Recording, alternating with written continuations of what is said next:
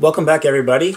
We are going to be doing our shifting exercises. So I'm going to have you kind of divide our ideas into two different things. One is we want to practice shifting between different positions, like our scales, our countdown exercises, and some of the other things that I'm going to show you. And we also want to practice staying in position, like doing an exercise all in second position or all in third position, or our position A2s that we've been doing in class. So I'm going to guide you through a lot of these ideas, and I'm going to be using some elementary ideas as well as some more advanced topics as we go along. So I'm going to be switching instruments a little bit through this. All right, so when you are making your bow hold, we work on actually making our bow hold several times when we're beginners and then keeping our bow hold. Same thing as with shifting, all right? Practice shifting between positions and practice staying in one position. So first thing I want you to do is just sliding your first finger. All right, you may have called that the yo-yo or whatever you want to call this slide idea.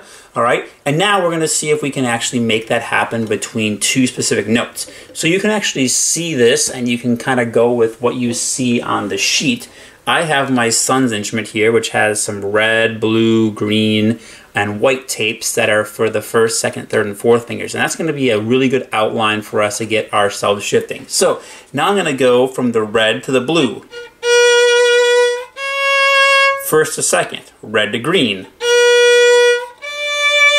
red to white.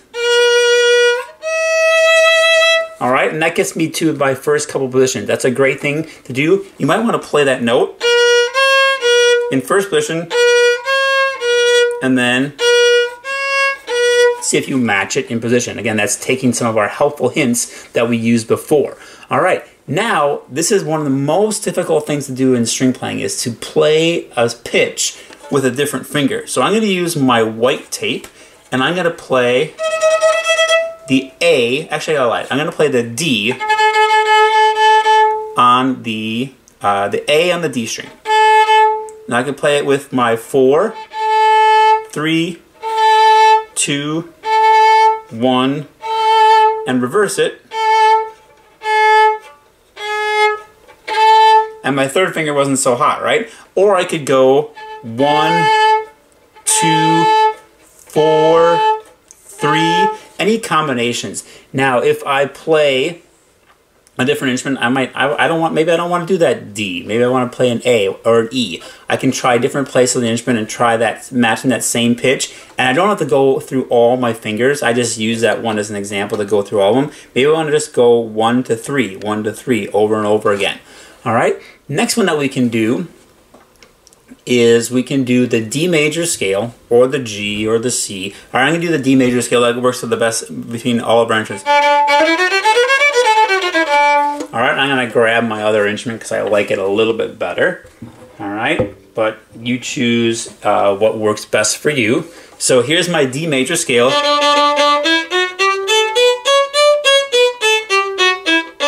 Now I'm going to play that same scale, but I only get to use the first finger. So D, shift,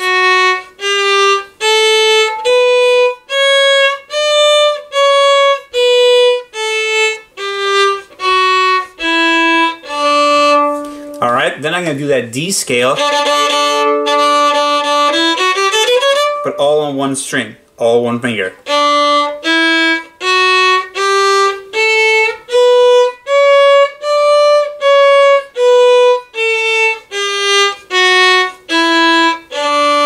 And you're going to probably find that your descending shifts are a lot harder. We like to get back to the safety and comfort of first position. So we tend to overshift ourselves. We want to get back there really quickly. So if you are in a position or you are doing a scale, you're going to find that your descending ones, you're probably going to overshift because you just want to get back to the comfort of first position. All right, you can do any additional scales that you might want to, different major scales, minor, chromatic, with alternate fingerings and shifting. So I'm going to use the D. I'm going to stay on the D scale. But I'm going to stay on one string, but I'm not going to just use my first finger. I'm going to go open 1, 2, 1, 2, 1, 2, 3. That's gonna be my fingering. So I'm gonna go.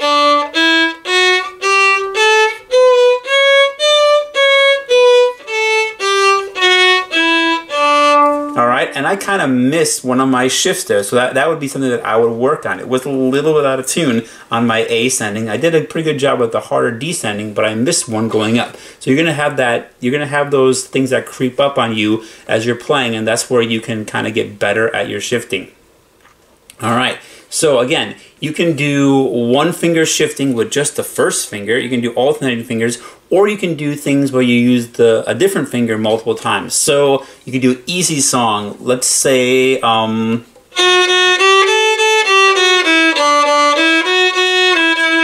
to Joy.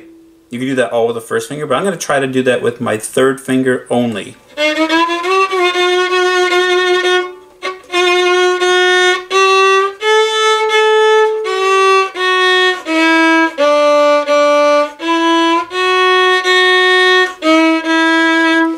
Now that is something that I don't practice very often, and you just heard that it was okay, but it could be a lot better. So there's lots of different ways with easy stuff that you can progress even if you are pretty advanced in your playing.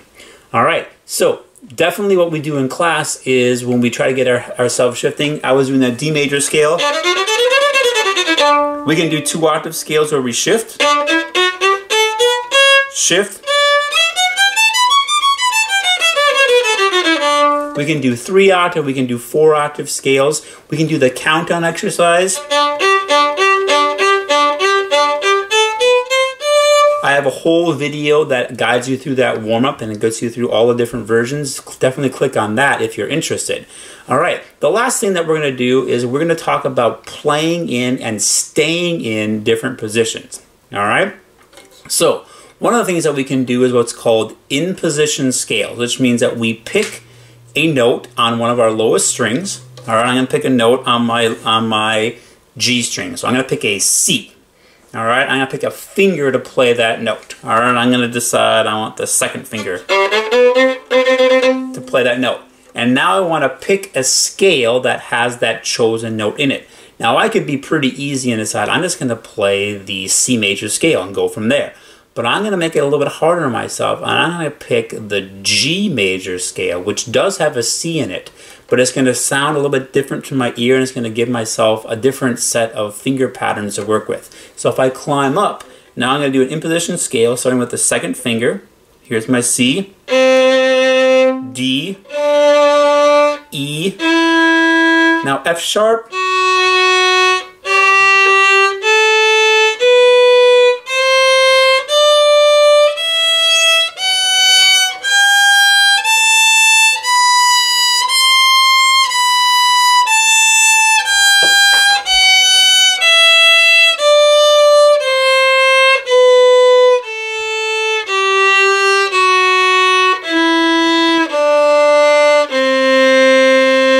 Now it didn't quite sound like a major minor scale because I was actually playing an imposition scale, which made it be one of the modes, which are starting using the major scale to get my pattern, but starting on an actual different beginning note, but using all the different sharps and flats that go with that. So that's another great way to work on getting better at playing in a position and also training your ear.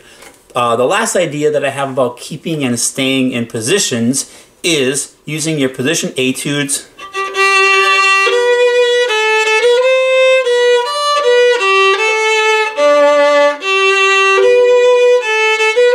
Those are all in the purple packet.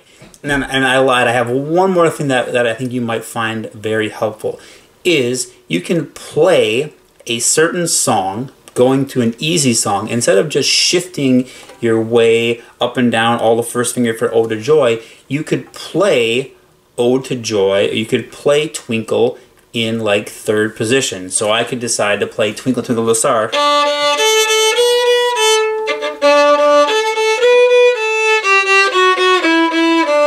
So now I'm playing an in position with an easier song, and it's going to help my ear training as well.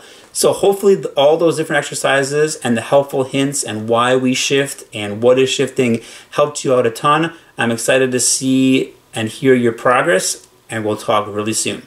Thanks for playing along. See you soon. Bye-bye.